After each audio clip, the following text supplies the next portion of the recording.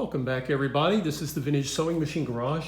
I thought today I would show you a little bit about what I'm doing with the Singer 99 Shuttle Oiling Wick.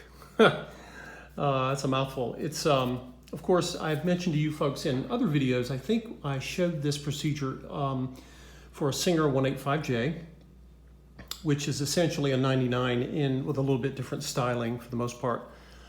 And I was talking in the last video about this little funnel-shaped spring, and that spring lives and has lived since probably the early 50s in this portion of the shuttle. This little, I don't know if you want to call it a clip, in any case, this holds the bobbin case for the Singer 99 and Singer 66s, the 185Js. It holds the bobbin case in place. It also has a little lever so you can raise the bobbin to pluck it out a little more easily when you need to refill it. And it's a beautiful piece of machine steel in and of its own right. Sometimes those of you who get these machines, sometimes you won't see a little funnel-shaped screen tube. I don't really know what else to call it.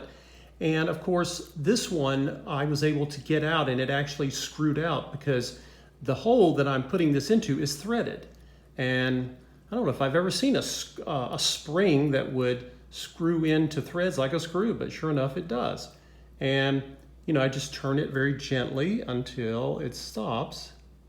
And it's, you know, it doesn't go all the way in the hole. It kind of, I want to say, it looks to me like it leaves about a little less than 1/4 of an inch, you know, protruding out. Now, I had mentioned to you all that I had, in fact, in the last video, I showed the old felt, and the old felt actually had the impression of the spring in it because those little levels of the spring are what sort of grip onto the felt and keep it, make it hold still and do its job. Now, as I mentioned to you all before, when I talk about these felts, I cut them larger than what I need.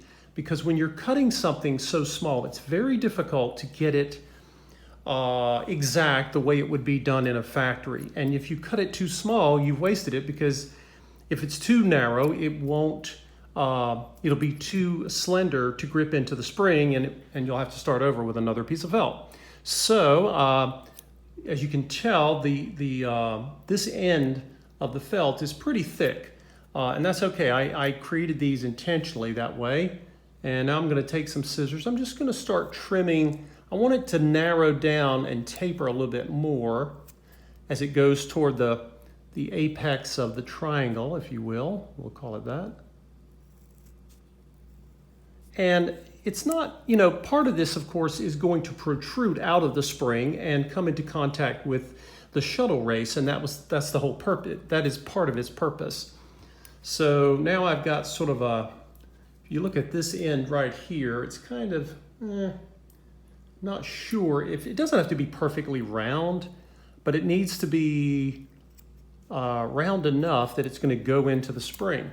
So I'm going to take what I've got right now, I'm going to test it a little bit here, see if it's narrow enough to go in there. Probably not, but again, you have to do this gradually. Yeah, it's too thick. So I'm going to come back. Trim it down some more.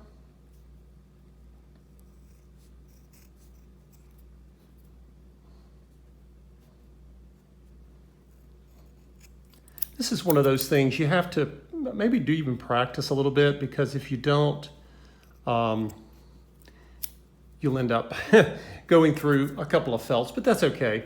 The original felt that I pulled out of this thing was probably the one from the factory. You know, they lasted a while. Now this one, I'm twisting it into the spring, the little cone-shaped spring, and it seems to, you know, if I tug on it, you know, it's not coming out. So I'm hoping that I have gotten the, just the right amount of friction for this felt to stay in place. Now, I'll move the camera for a moment so you all can see. Let's tilt it down here. I cleaned out, while I had all this out of here, I went ahead and cleaned out the race area.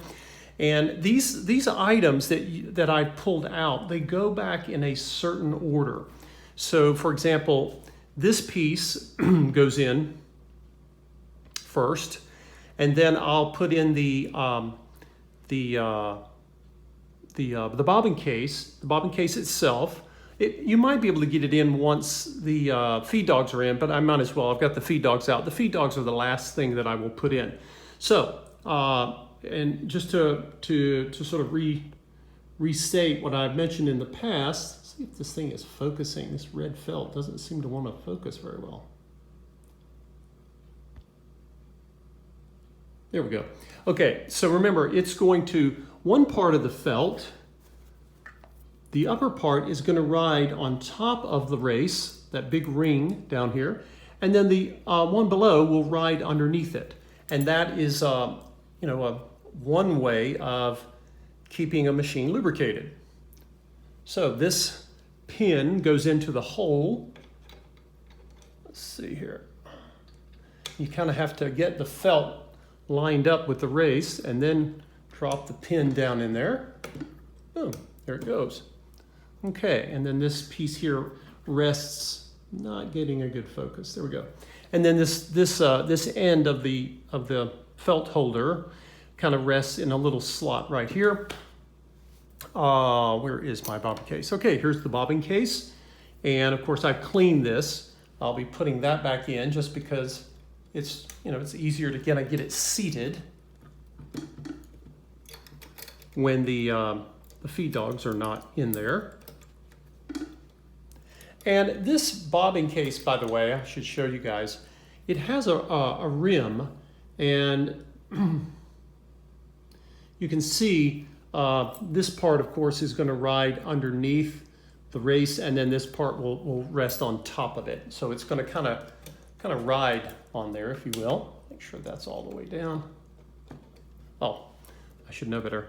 I need to pull this sideways to get my bobbin case in place.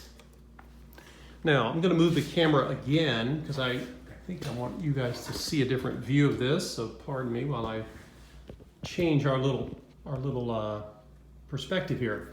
So as you can see, I take this lever and I pull it toward me. It's designed to do that, and it makes it easier to get the bobbin case to rest where it should. So it's going to, there's a little notch right here, and this opening in the case is going to rest, that notch sort of helps hold the bobbin case in place. Once I've done that, I move my lever sort of handle back over into its slot. Now, if you notice, this is not ready to use yet, okay? Because I haven't gotten everything where it needs to be yet. I haven't got my feed dogs in. But if you look, I can get the race or the shuttle oscillating back and forth, and the bobbin case is exactly where it needs to be. Now, our next piece, I'm going to be putting in, I'll be putting in the rest of the parts. If you want to see the feed dogs being reinstalled, check the video that I created with the Singer 185J. It is all, I basically did a demonstration of this same procedure there, but I wanted to kind of just show you all how I replace the wick. You're like, where do I put the wick? If you don't have the little funnel spring, if it's missing, and sometimes it is, who knows what happens to them over the lifetime of these machines, if you, because the hole in that, this little bracket here is threaded, you can still use a new felt, and it might actually be a little wider, not as narrowed. I wouldn't trim it as narrow as I did here, and you can still make them work. I've done that before. And while the whole purpose of this is to save the sewer from oiling, occasionally you have to oil the wick, but the wick holds oil, and it kind of, as the shuttle oscillates, it gets lubricated. If you don't have one of these wicks, you can still use your machine, but again, you'll want to put a drop or two on top of the race, not with every project, but over time you need to kind of check that, because you'll you'll get less drag on the machine if you do it that way. So there you go, guys. I just put in one of these felts, and this again applies to Singer 99s, Singer 66s, and Singer 185Js. And this was, this was a feature that Singer used on these specific models. I haven't seen it in the shuttle of the other Singers that I've worked on. I have also seen felt, by the way, used for lubrication in Viking Husqvarna machines from the vintage era, as well as Berninas. So Singer wasn't the only company that did this, but this is in the Singer line. These are the machines you would see this in. Thank you for watching, and stay tuned. I'll be going through finishing up the overhaul on the Singer 99 here, and we'll do a video to show off just why a 3/4 machine like this has 100% of the power, just not quite as much of the weight as the Singer 66. Thanks for watching.